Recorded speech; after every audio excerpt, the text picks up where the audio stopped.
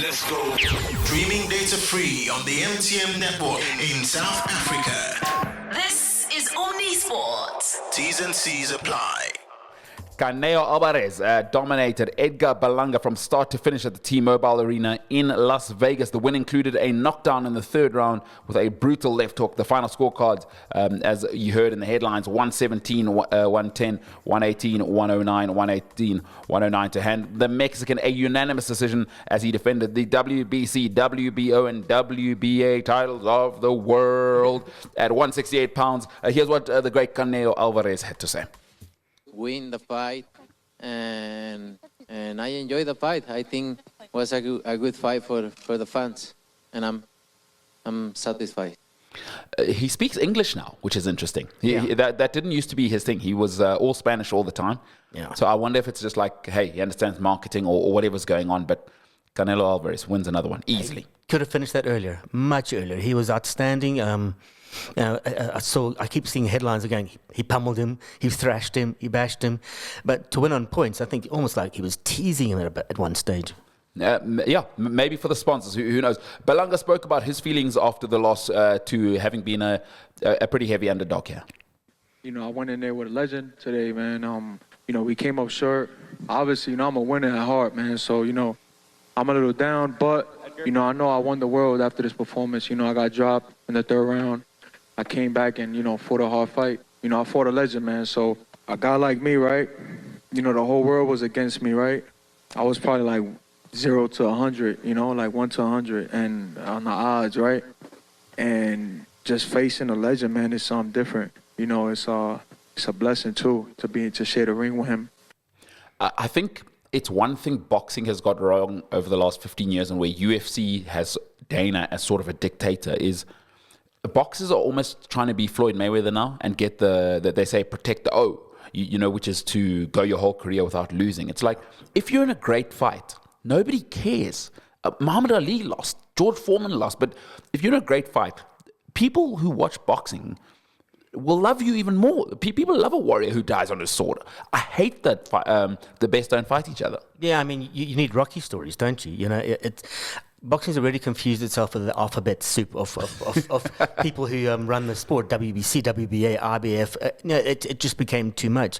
And as soon as somebody couldn't get a world title, they just opted to go to another federation. Yeah, boxing does itself no favors. It's doing itself no favors in South Africa. But you do want a Rocky type story. You want someone to lose down and come back and beat the Russian or beat Apollo. Yes. Apollo Creed, man. I mean, so you want that sort of story. You want a redemption story. And boxing almost, there's a sense of dominance and safety, which is it's right in terms of safety, but dominance just makes it boring. And like you've said, I think UFC have got it right here. Dana's got it right. The best must fight the best. People want to watch.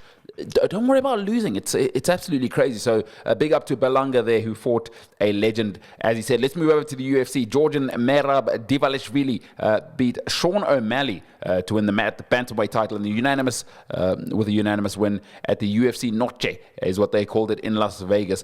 Have you seen a Sphere, by the way? Yeah, it's that U2 played a long set there, a series of concerts there. It's extraordinary. It is unbelievable. It's absolutely extraordinary. If you haven't seen it, go on YouTube. The Sphere and what they did. Some of the hologram stuff they were doing was just unbelievable at the UFC. I mean, I'm not really a UFC guy, I'm more of a boxing guy, but unbelievable weekend. Anyway, Dvalishvili's win extended his win streak to 11 fights in a row. It's fair to say Merab was feeling himself after this somewhat shock of a victory. It's an MMA fight, and I was ready for everything. I was ready for war, but when I see his power, I see his everything, and he wasn't coming. He was waiting for me, and then I how tricky he did against Aljo. I tried to do same. If you don't wanna come to me, I'm not gonna come. And so yeah, nothing surprised me actually. I make him look normal. I make him look normal. God, it's got to be awesome as a human being to know you can just make people submit. Yeah. What's his Sports Illustrated called Merab a stylistic nightmare, and he was difficult. He's a classy fighter. He's a bit more of a boxer, but then when he gets in and grapples, he can grapple as well. I'm still trying to get over the headgear after the fight. I don't know if you saw it. I did see it. It looked like Jamaquai, saying one of those big, fluffy, Wookiee type headgear rather. Yeah, no, he did look like like Jamiroquai, the singer. Yeah. Yeah, interesting, whole interesting guy. He lived in a castle, by the way, Jamiroquai. Yeah, incredible human being. But yeah, incredible stuff there on the weekend. Great to see UFC just winning, rolling, and all of these guys from the Kazakhstan, the Stan countries, are just about it. Obviously, he's from Georgia, which is pretty close, that Eastern Bloc region. They're unbelievable fighters, these guys. Yeah, and there's a lot of good wrestlers coming out from that sort of Eastern Bloc, particularly Georgia. They always do well. It's an almost like a national sport, wrestling. So to add in the kickboxing element and the boxing element and all the sort of martial arts aspects they bring in, it's going to be wonderful to see them coming through and dominating more. Let's move over to a man who had a full boxing ring in his house when he lived in Manchester as a footballer. 30-year-old Dutch star striker Memphis Depay shocked the world as it was confirmed that he'd be joining Corinthians in Brazil's Serie A as a free transfer. Though many were shocked, Memphis has his own thoughts on the matter, as he always does.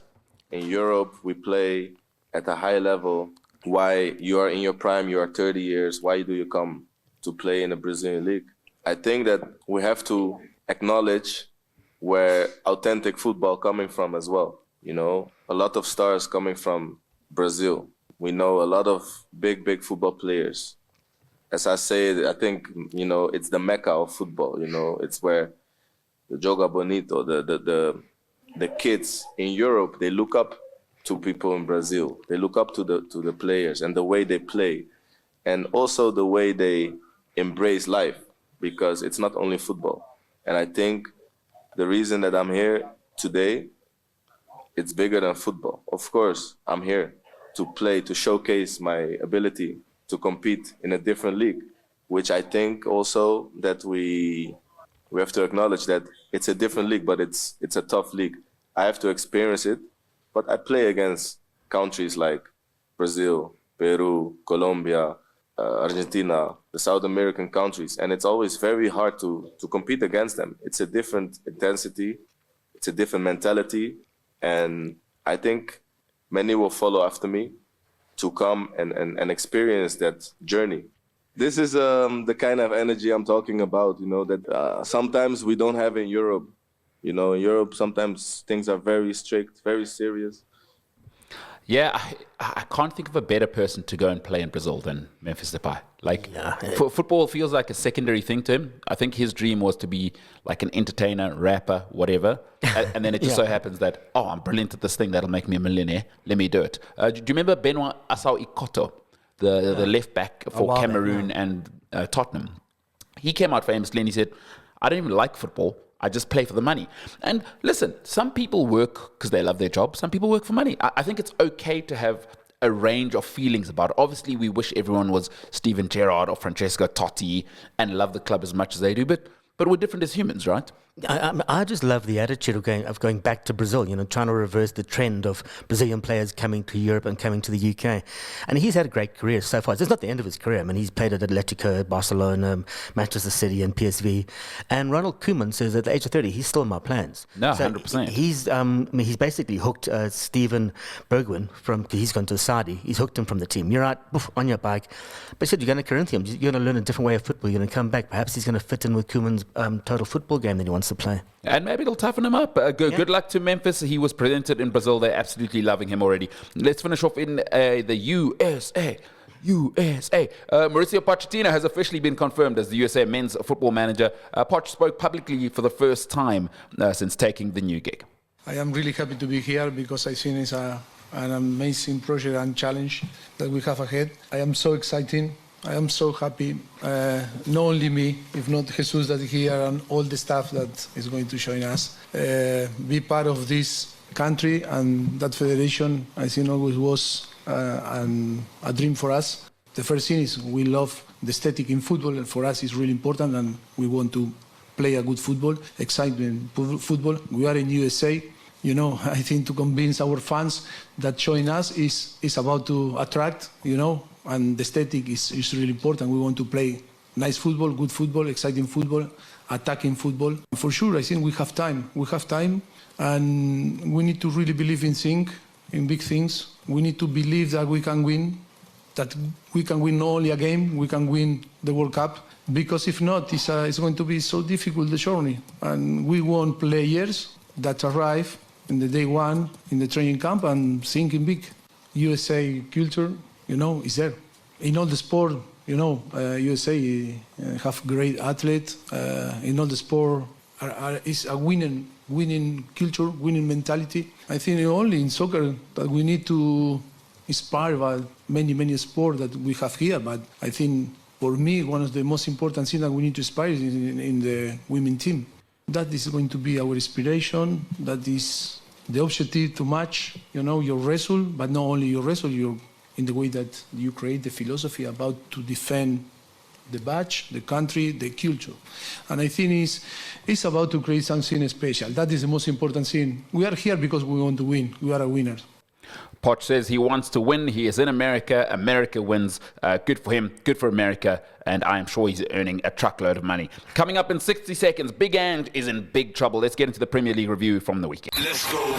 Streaming data free on the MTM network in South Africa. This is Omni Sport. T's and C's apply.